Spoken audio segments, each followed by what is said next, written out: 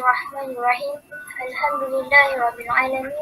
Wassalatu wassalamu ala ashrafil anbiya'i wal mursalin wa ala alihi wa sahbihi ajma'in. Qala rabbi shrah li sadri wa yassir li amri wahlul 'uqdatam min lisani yafqahu qawli. Amma ba'd. Assalamualaikum warahmatullahi wabarakatuh. Yang saya hormati ahli panel forum kita pada hari ini, rakan-rakan seperjuangan dan semua hadirin yang hadir. Mencari timba si anak dara di bawah sarang burung tempua. Salam sembah pembuka bicara, selamat datang untuk semua.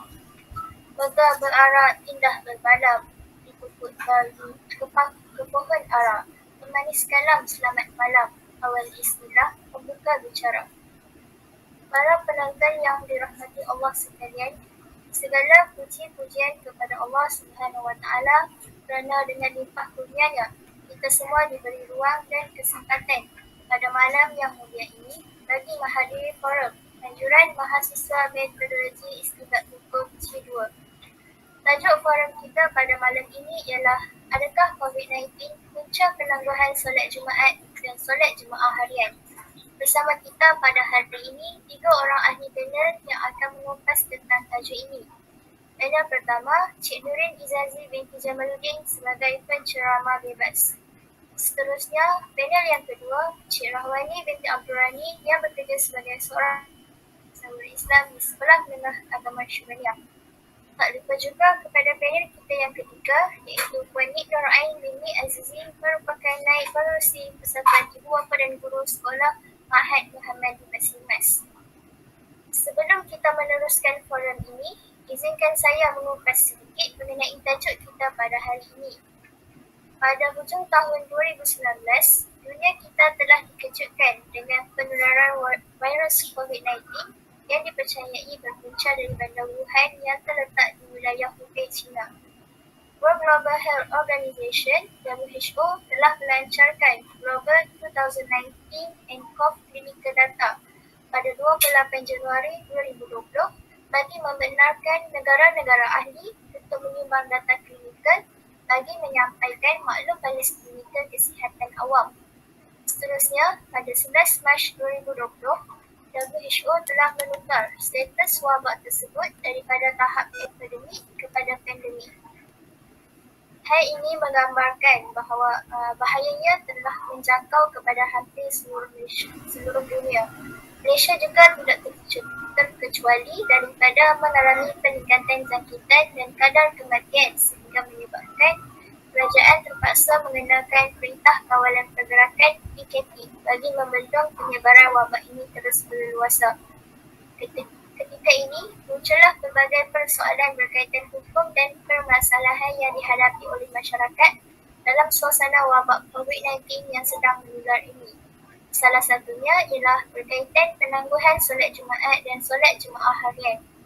Firman Allah Subhanahu Wa Taala dalam surah Jumaah ayat 9, maksudnya, wahai orang-orang beriman, apabila diserukan azan untuk mengerjakan sembahyang pada hari Jumaat, maka segeralah kamu pergi ke masjid untuk mengingati Allah dengan mengerjakan sembahyang Jumaat dan tinggalkanlah berjual beli pada saat itu. Yang demikian adalah baik bagi kamu jika kamu mengetahui hakikat yang sebenarnya. Ayat ini merupakan antara dalil pensyariatan dan kewajipan solat Jumaat. Selain itu, solat Jumaat juga adalah antara beberapa kelebihan yang dikurniakan khusus kepada umat Nabi Muhammad SAW supaya mereka mendapat kemuliaan hari Jumaat tersebut. Bukan itu saja, malah solat Jumaat merupakan ibadat yang sangat agung dan mempunyai fadilat yang banyak. Antaranya ialah sebagai penghapus dosa dalam setiap minggu. Daripada Abu Hurairah radhiyallahu anhu bahawa Rasulullah SAW bersabda, maksudnya, solat fardu 5 waktu, sembahyang Jumaat hingga ke Jumaat seterusnya, Ramadan hingga Ramadan seterusnya adalah semuanya ini penembus dosa di antara keduanya selama mana tidak dilakukan dosa-dosa besar. Riwayat Muslim 29. Seperti yang kita semua sedia maklum, solat Jumaat diwajibkan kepada mereka yang memenuhi 7 syarat berikut, yakni yang pertama beragama Islam, balik, berakal, merdeka, lelaki, sihat tubuh badan dan bermukim di tempat solat Jumaat yang didulukan. Sekiranya seseorang itu telah cukup ketujuh-tujuh syarat ini, maka diwajibkan solat Jumaat ke atas dirinya. Walau bagaimanapun, dalam situasi dunia kini yang dilanda wabak COVID-19, beberapa aspek perlu dititik beratkan dalam hal ini bagi memastikan diri kita terselamat daripada dijangkiti wabak ini. Bahkan, pihak yang bertanggungjawab juga telah menyediakan beberapa garis panduan yang perlu dipatuhi oleh setiap individu dalam melakukan sebarang aktiviti. Misalnya, solat Jumaat dan solat jemaah harian. Bagi membincangkan isu ini dengan lebih mendalam, saya ingin mengajukan beberapa soalan kepada ahli panel kita pada hari ini. Soalan yang pertama, apakah hukum mengikut arahan pemerintah untuk tidak melaksanakan solat Jumaat? Dipersilakan kepada Cik Nurin Izazi Dr. Jamaluddin untuk menjawab soalan tersebut. Baik, Assalamualaikum warahmatullahi wabarakatuh. Alhamdulillahirrabbilalamin. Wassalatu wassalamu ala ashrafil anbiya'i mursalin wa ala alihi wa sahbihi ajma'in. Amma ba'd. Terima kasih kepada moderator kita, Saudari Atirah, serta panel-panel yang ada pada malam ini, Saudari Nik Nurain dan juga Saudari Rahwani, dan juga seterusnya penonton-penonton yang ada dalam forum pada kali ini. Semoga kita semua dirahmati Allah dan dirahmati Allah sekalian. Okey, baik. Seperti yang kita tahu, negara kita telah mengalami wabak COVID-19 sehingga sekarang. Bukan negara kita sahaja, bahkan seluruh dunia. COVID-19 ini memberi impak tersendiri terhadap aktiviti keagamaan dan juga kerohanian umat Islam. Proses Islamisasi perlu bergerak ke arah norma baharu dan perlu harus diingatkan umat Islam terdidik untuk terus menjayakan lagi Islamisasi dalam apa jua sekali keadaan. Sifat Islam yang praktikal bagi setiap keadaan dan dapat diamalkan meskipun dalam perintah kawalan pergerakan PKP sebelum ini. Hal ini juga mendekatkan masyarakat Islam untuk memahami keadaan syarak, kaedah syarak seperti qawaid fiqhiyah atau prinsip umum fiqh dan juga faktor pewartaan fatwa yang mengutamakan maslahat kesihatan serta tegas menjauhkan sebarang mudarat terhadap umat sejagat. Andai kata musibah lain yang akan datang, kita sudah memahami cara jalan penyelesaian yang telah ditentukan dalam Islam itu sendiri. Dalam hubungan ini, penangguhan semua aktiviti peribadatan secara berjamaah sebagaimana yang telah diputuskan sebelum ini tidak lain tidak bukan bertujuan untuk memelihara agama dan juga mengelak penyebaran wabak ini. Ketika dalam keadaan menularnya wabak COVID-19 ini, mentaati arahan pemerintah adalah suatu perkara penting. Seperti firman Allah dalam surah An-Nisa ayat 59, A'udzubillahi minasyaitonirrajim. Ya ayyuhallazina amanu ati'ullah wa ati'ur rasul wa ulil amri minkum. Maksudnya, wahai orang-orang yang beriman, taatlah kamu kepada Allah, taatlah kamu kepada Rasulullah dan juga kepada ulul amri, iaitu orang yang berkuasa daripada kalangan kamu. Syekh Amaragi menyebut, ulul amri pemerintah berkuasa di atas urusan kemaslahatan yang tidak terdapat nas dalam agama. Mentaati mereka ini, ulul amri ini hukumnya adalah wajib. Dalam isu ini, keputusan yang dibuat adalah berdasarkan maslahat yang telah dilihat jauh ke hadapan. Hal ini kerana pemerintah berhak mengadakan apa-apa polisi dan juga peraturan bagi menjaga kemaslahatan rakyat itu sendiri. Justru dalam keadaan seperti ini, COVID-19 ini yang kita lalui sekarang, kita hendaklah mematuhi arahan yang telah dikeluarkan oleh pemerintah tersebut. Mentaati pemerintah dalam perkara ini adalah wajib dan sesiapa yang mengingkarinya adalah berdosa. Kerana perbuatan ini bukan sahaja mendedahkan dirinya kepada kemudaratan tetapi turut juga melibatkan dengan orang lain. Jadi setakat itu sahaja. Terima kasih. Terima kasih atas jawapan yang begitu ringkas dan padat. Kita beralih pula kepada soalan yang kedua. Bagaimanakah kedudukan solat zuhur di awal waktu pada hari Jumaat? Benarkah ia tidak sah? Saya serahkan kepada panel kedua iaitu Cik Rahwani dan Abdul Rani bagi mengupas soalan ini. Silakan.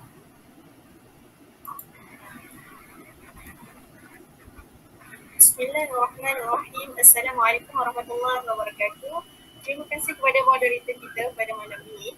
Semoga kita semua sentiasa di dalam lindungan Allah Subhanahu wa taala walaupun di mana sahaja kita berada pada ketika ini. Okay. Secara umumnya memang terdapat had daripada menunaikan solat zuhur sebagai ganti solat Jumaat di awal waktu.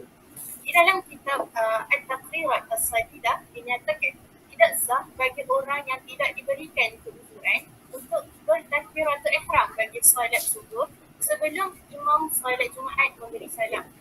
Bagi ketahui lebih lanjut lagi mengenai tajuk ini, bolehlah merujuk dalam kitab At-Taqrirat As-Sadidah pada halaman 325.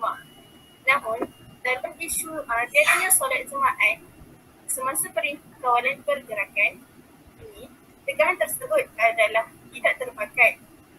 Ini disebabkan illah ataupun sebab tegahan daripada solat zuhur tersebut hanya berlaku kepada mereka yang tiada sebarang keuzuran bagi menghadiri solat Jumaat. Sebaliknya, jika wujudnya keuzuran seperti bimbang, wujudnya ancaman, takut pada bahaya mendatang dan sakit, maka larangan tersebut tidak terpakai.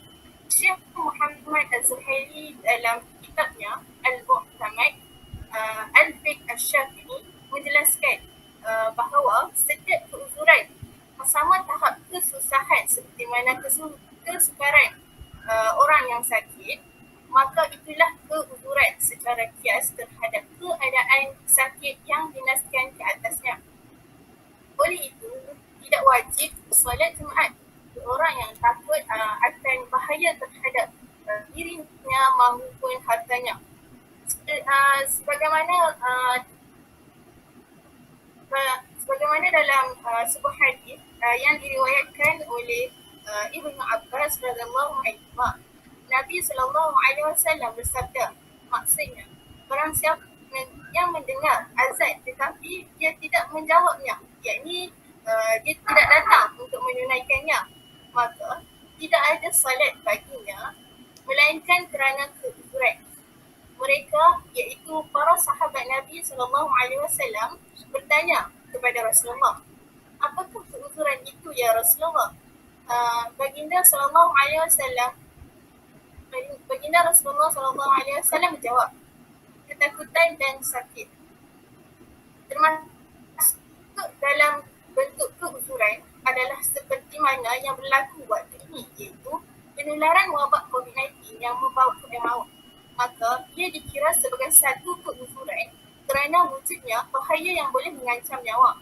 Justru dalam isu ini, mereka yang berada di rumah tidak melaksanakan solat Jumaat disebabkan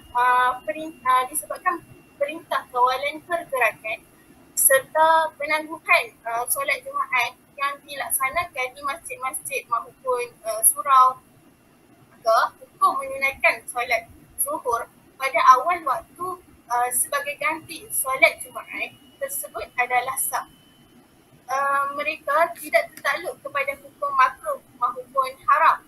Ini kerana mereka ini termasuk dalam golongan orang mendapat keuzuran untuk tidak pergi melaksanakan solat Jumaat di samping tiadanya solat Jumaat dilaksanakan di kawasan-kawasan yang tertentu. Sekian, itu saja daripada saya.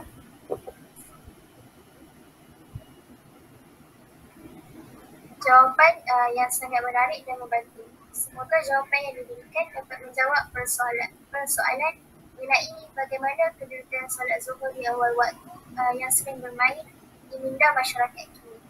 Baiklah, seterusnya soalan yang ketiga, apakah hukum solat Jumaat dalam suasana COVID-19? Saya persilakan Puan Nur Aini Imi Azizi bagi menjawab soalan tersebut. Assalamualaikum warahmatullahi wabarakatuh. Terima kasih kepada moderator atas soalan tersebut. Okey, untuk menjawab soalan daripada moderator kita, yang pertama, kita perlu lihat kepada perkara-perkara yang perlu sebelum menunaikan solat Jumaat. Contohnya, seperti tempatnya perlulah kawasan yang besar sama ada kawasan tersebut selamat atau tidak daripada wabak yang sedang melanda sekarang ini. Hal ini disebabkan kita tidak tahu keadaan seseorang jemaah yang tidak dapat dipastikan sama ada dijangkiti ataupun tidak. Jadi, dalam hal ini, kita perlu untuk mematuhi arahan pihak berwajib. Hal ini telah pun diulas oleh panel yang pertama sebentar tadi sama ada kita perlu atau tidak patuh kepada pemerintah. Sebelum ini disebabkan kes kematian yang semakin meningkat, satu perbincangan telah diadakan menerusi mesyuarat khas Jawatan Kuasa Muzakarah Majlis Kebangsaan bagi Hal Ehwal Agama Islam Malaysia pada 15 Mac 2020. Kesemuanya telah bersetuju dengan penangguhan aktiviti masjid dan surau termasuk solat Jumaat dan solat jemaah. Tetapi pada hari ini, solat Jumaat dan solat jemaah telah dibenarkan dengan saf yang perlu dijarakkan dan mengikut kapasiti masjid tersebut. Okey, dalam keadaan seperti ini, ia diputuskan atas dasar tanggungjawab pemerintah berdasarkan kaedah tasarruful imami ala ra'iyati manupun bil maslahah. Maksudnya, polisi pemerintah itu hendaklah berasaskan maslahat terhadap rakyat. Para ulama menetapkan bahawa setiap tindakan yang ditetapkan pihak berwajib hendaklah didasari dengan maslahat dan kebaikan seluruh masyarakat. Jika tindakan tersebut bertentangan, maka ia dianggap tidak sah dan tidak terpakai dari sudut syarak. Justru, dalam isu ini, jika dilihat dari segi maqasid syariah, hifzu ad-din iaitu memelihara agama sememangnya aula diutamakan. Namun pada saat yang sama, kita juga perlu melihat kepada hifzu an-nafs, yakni memelihara nyawa. Dalam sebuah hadis yang diriwayatkan daripada Jabir bin Abdullah radhiyallahu anhu, Nabi sallallahu alaihi wasallam bersabda, "Man akala suman aw basalan falyatazilna aw qala falyatazil masjidana wal yaqud fi baitihi." Yang bermaksud, barang siapa yang makan bawang putih atau merah yang tidak dimasak dan kuat baunya, maka jauhilah kami atau disebut jauhilah masjid-masjid kami dan duduklah di rumahnya sahaja. Riwayat Al-Bukhari 808 dan Muslim 564. Ibnu Rajab menjelaskan, jika seseorang memakan bawang, maka dia dimakruhkan memasuki masjid. Adapun yang zahir daripada kenyataan Imam Ahmad bahawa orang yang demikian adalah haram hadir ke masjid. Beliau menyebut bahawa jika seseorang makan bawang kemudian sengaja hadir di masjid, maka dia berdosa. Pada masa sekarang, boleh dikatakan dari segi kesihatannya, ia termasuk dalam tahap daruriyat. Ini kerana kesan apabila bercampur gaul dan beberapa berdekatan dengan suspek positif COVID-19, maka ia boleh membawa kepada keadaan yang cukup parah. Justru pada ketika itu, kita katakan bahawa kaedah la darara wala diraran. Tidak boleh memberi mudarat dan tidak boleh membalas mudarat dengan kemudaratan adalah terpakai. Jadi, atas asas inilah arahan yang dikemukakan oleh pihak yang berwajib dan disokong oleh pendapat agamawan khususnya daripada badan-badan berautoriti dan juga kebijaksanaan pemerintah negeri-negeri di Malaysia.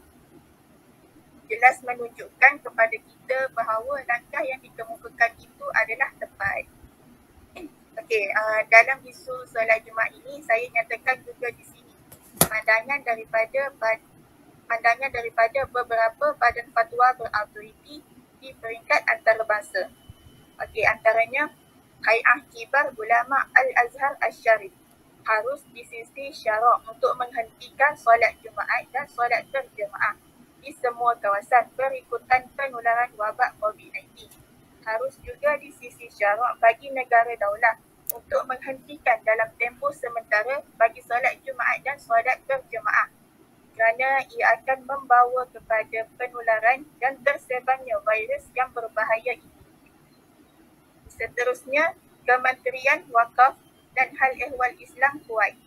Solat dan khutbah Jumaat hendaklah ditangguhkan disebabkan oleh wabak COVID-19 yang melanda negara. Hal ini melihat kepada bahawa perhimpunan beramai-ramai akan membawa risiko jangkitan kepada lebih ramai orang. Ia sebagai satu langkah proaktif, berjaga-jaga dan inisiatif daripada pihak pemerintah bagi menghalang wabak itu daripada terus merebak di dalam negara. Justru gugurlah kewajipan solat Jumaat di negara ini. Begitu juga dengan solat berjemaah serta hendaklah ia digantikan dengan solat zuhur. Di samping itu, orang ramai dihalang daripada memasuki masjid untuk melindungi diri mereka daripada dijangkiti wabak. Okey, sekian itu saja daripada saya.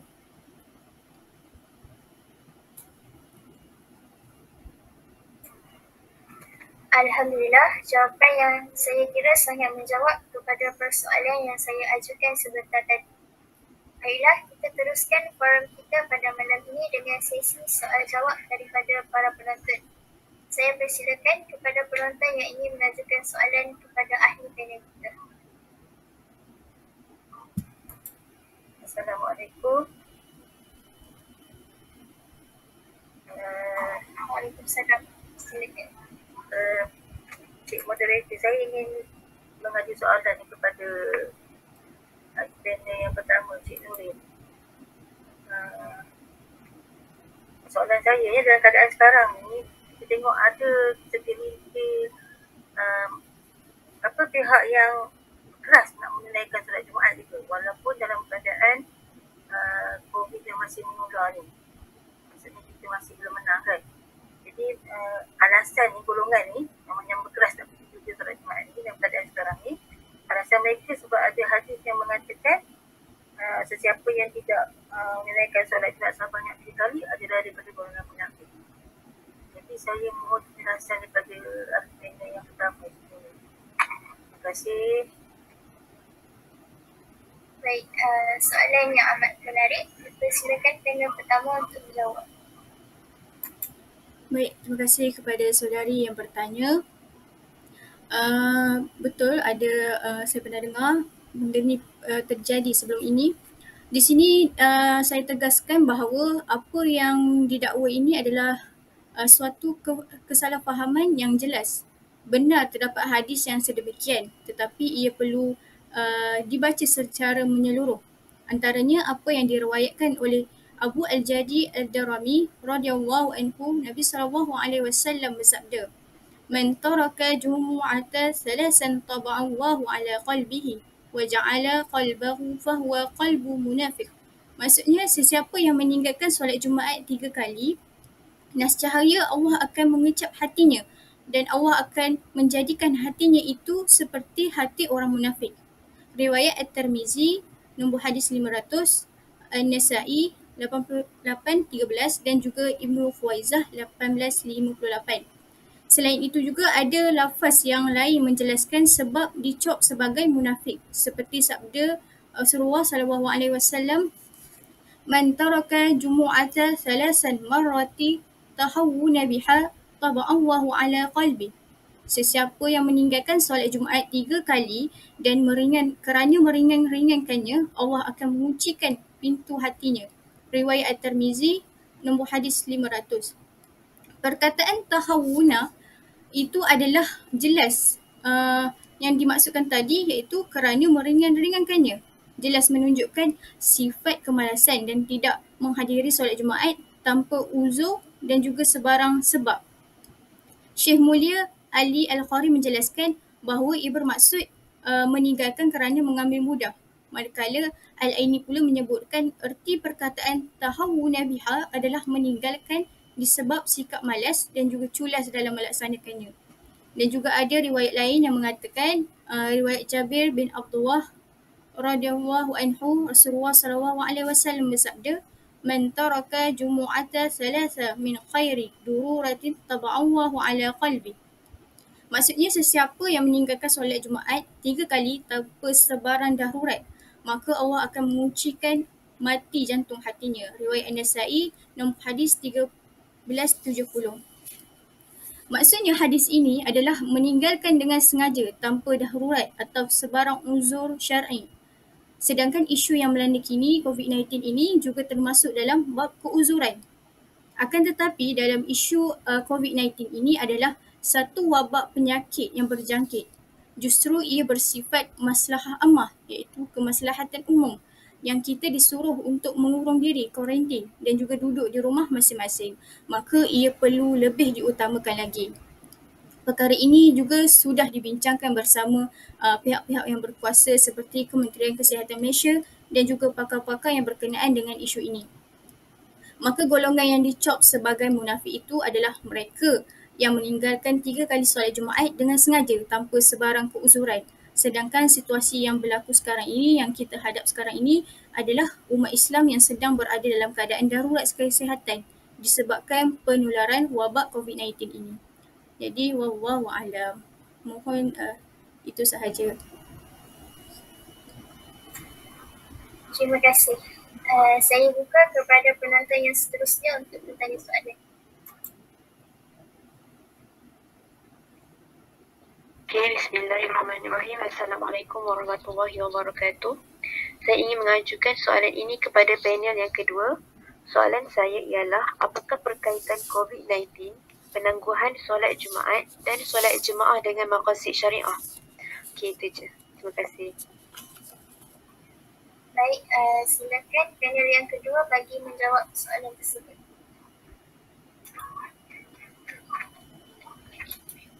Baik. Saya akan cuba untuk menjawab persoalan yang diajukan tersebut.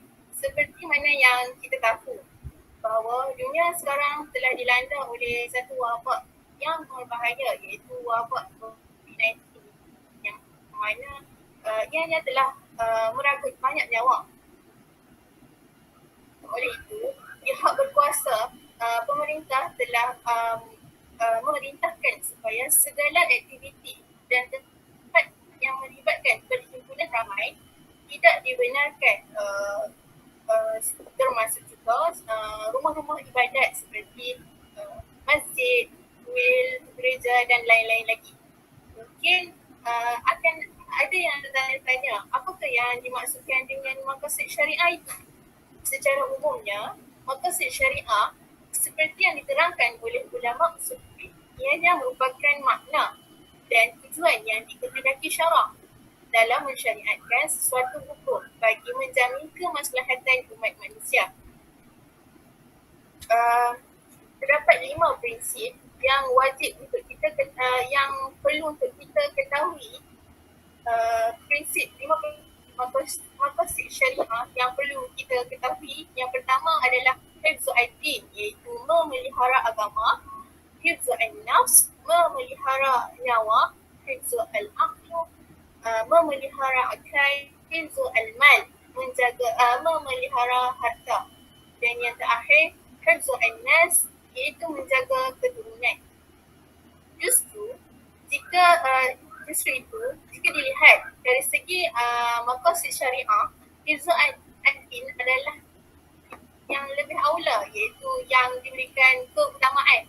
Namun, pada keadaan masa kini, kita berada dalam kemudaratan yang mana pada masa sekarang boleh dikatakan dari segi kesihatannya, ia termasuk dalam tahap daruriyat, iaitu dalam keadaan darurat.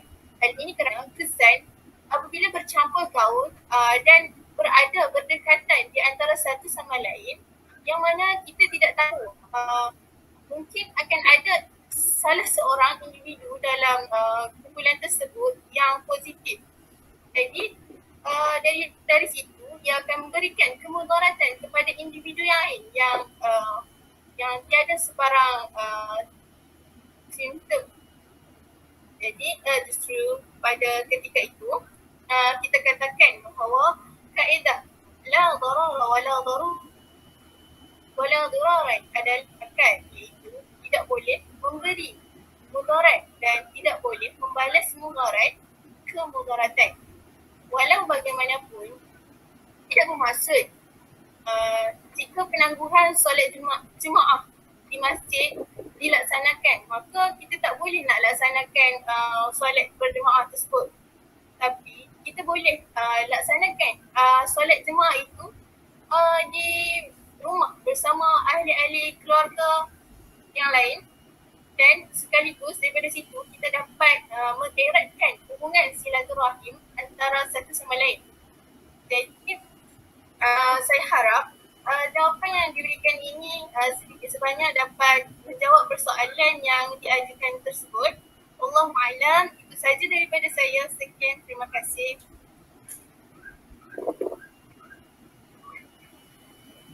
Baik, terima kasih. Semoga jawapan yang diberikan dapat menjawab soalan penonton kita sebentar tadi. Baiklah, soalan yang seterusnya dipersilakan kepada yang ingin bertanya soalan. Assalamualaikum warahmatullahi wabarakatuh. Saya ingin mengajukan soalan ini kepada panel yang ketiga. Soalan saya ialah, apakah hukum solat berjemaah di masjid dengan dijarakkan 1 meter antara satu jemaah dengan jemaah yang lain? Terima kasih. Saya serahkan kepada panel ketiga untuk menjawab soalan sebentar tadi. Persilakan. Okey, terima kasih kepada yang bertanyakan soalan. Saya cuba untuk menjawab soalan ini. Okey, isu solat secara berjemaah ini seperti mana yang kita tahu, ia tidak dibenarkan untuk diadakan di masjid, surau atau di tempat awam bagi menekan penularan wabak COVID-19. Sebaliknya, kita diarahkan untuk solat di tempat tinggal masing-masing. Ini jelas dari segi perundangan apabila kerajaan telah memutuskan supaya tidak dilaksanakan. Begitu juga seperti mana keputusan Mesyuarat Jawatan Kuasa Muzakarah Majlis Kebangsaan bagi Hal Ehwal Agama Islam pada 15 Mac 2020. Berkenaan dengan saf pula, sekiranya diteliti, nas hadis telah menyebut dengan 2 sebutan pertama. Kalimah yang digunakan adalah sawu sufufakum. Maksudnya, luruskanlah saf-saf kamu. Riwayat Al-Bukhari 723 dan Muslim 433.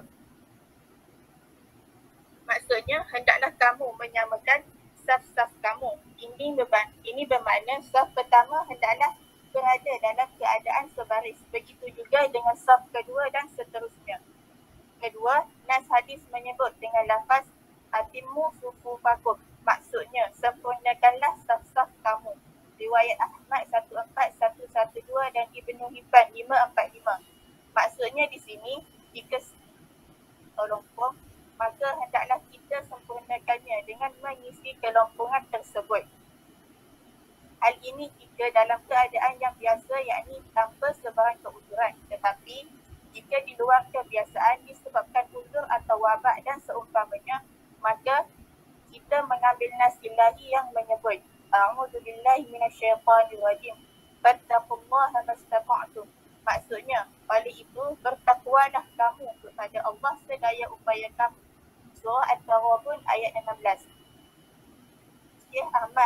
Syekh Abdul Ar-Rahman As-Sa'idi menjelaskan ayat ini menunjukkan bahawa kesemua kewajipan syarak yang tidak mampu ditanggung oleh hamba, maka akan gugur jika dia tidak mampu. Dia mampu untuk melaksanakan sebahagian daripada kewajipan itu, tetapi tidak mampu pada sebahagian yang lain. Maka dia melaksanakan pada apa yang dia mampu sahaja dan gugur pada perkara yang dia tidak mampu, seperti mana sabda Nabi SAW, jika kalian diperintahkan dengan suatu perintah, maka laksanakannya berdasarkan kemampuan kalian. Bayangkan, jika dalam isu memakan bawang hingga menyebabkan mulut berbau, maka Nabi SAW melarang daripada menghampiri masjid. Nabi SAW bersabda yang bermaksud, barang siapa yang makan bawang putih atau merah yang tidak dimasak dan kuat baunya, maka jauhilah kami, atau disebut jauhilah masjid-masjid kami dan duduklah di rumahnya sahaja. Riwayat Al-Bukhari 808 dan Muslim 564. Imam An-Nawawi menjelaskan hadis di atas, katanya, Larangan ini adalah larangan untuk menghadiri masjid, bukan larangan untuk makan bawang merah atau bawang putih atau sejenisnya. Maksud dalam hadis ini, salah satu daripada maknanya adalah disebabkan bau mulut. Jika dipikirkan, bau ini tidaklah sampai membawa kepada kematian. Akan tetapi, dalam isu COVID-19 ini, lendir dari batuk atau apa yang keluar dari air liur menjadi sebahagian daripada asbab yang boleh menyebabkan jangkitan sehingga boleh membawa kepada kematian. Maka, sewajarnya dijarakkan antara satu jemaah dengan jemaah yang lain sehingga 1 meter. Disebabkan itu juga, pemerintah telah mengeluarkan arahan supaya cara yang paling baik adalah kita solat di rumah bersama keluarga kita, di mana kita sendiri tahu keadaan keluarga kita semuanya. Inilah semangat yang sebenar dalam isu Perintah Kawalan Pergerakan PKP, di mana kita menyebut supaya dilakukan sembahyang di rumah kediaman masing-masing. Okey, itu saja jawapan daripada saya. Sekian, terima kasih.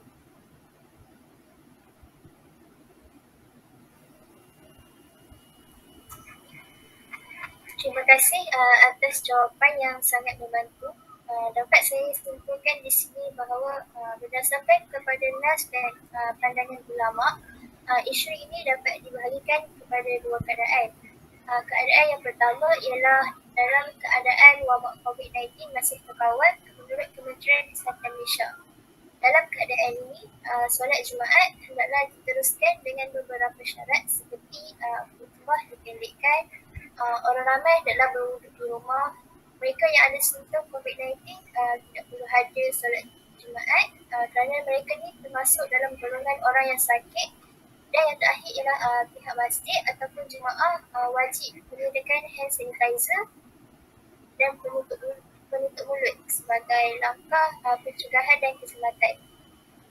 Seterusnya, keadaan yang kedua ialah dalam keadaan wabak COVID-19 merebak tanpa terkawal. Dalam hal ini, solat Jumaat boleh tidak dilakukan tetapi wajib diganti dengan solat zuhur di rumah masing-masing. Terdapat beberapa dawabit dalam keadaan ini. Misalnya, larangan tersebut adalah dari pihak yang berautoriti seperti Kementerian Kesihatan Malaysia. Selain itu, larangan tersebut juga termasuk dengan sebarang bentuk acara dan perhimpunan sama ada secara rasmi ataupun tidak. Baiklah, dengan berakhirnya soalan tadi, maka berakhirlah forum kita pada hari ini.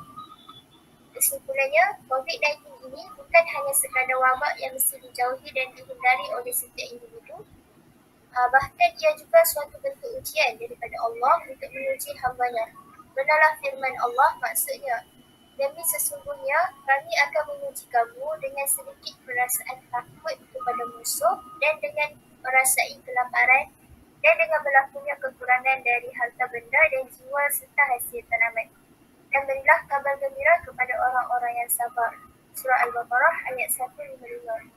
Maka dengan ujian inilah perlunya bagi setiap individu Muslim menghadapinya dengan sebuah kesabaran, setinggi kepatuhan kepada para pemerintah yang sedaya upaya mengatasi wabak ini dengan segambar doa yang penuh harapan dan juga permohonan agar Allah menjauhkan diri kita daripada wabak yang berbahaya ini. Akhir kalam, semoga Allah memberikan kesabaran dan ketenangan dalam hati kita, meletakkan keikhlasan dan juga keringanan dalam diri kita untuk sentiasa beribadah kepadanya agar diangkat segera ujian ini dan dijauhkan diri kita daripadanya, di samping diberikan juga kemudahan dan kesenangan dalam usaha menangani dan membasmi wabak pandemi ini. Mudah-mudahan dengan usaha dan doa yang dilakukan akan menatijahkan sebuah kejayaan dan kebaikan, insya-Allah. Saya berharap agar forum ini dapat menjawab segala persoalan para hadirin yang hadir pada malam ini. Terima kasih saya ucapkan kepada semua pihak yang memberikan kerjasama secara langsung maupun tidak. Dan setinggi-tinggi ucapan terima kasih kepada saudara Muhammad Kirama bin Rozaki, iaitu pembantu pegawai operasi, dan kepada Walidi Ustaz Akbar bin Haji Kamaluddin, Esko Kesihatan, Teknologi dan Alam Sekitar dan Selama kerana sudi meluangkan masa. Saya akhiri forum ini dengan lafaz Wabillahi taufiq wal hidayah. Wassalamualaikum warahmatullahi wabarakatuh.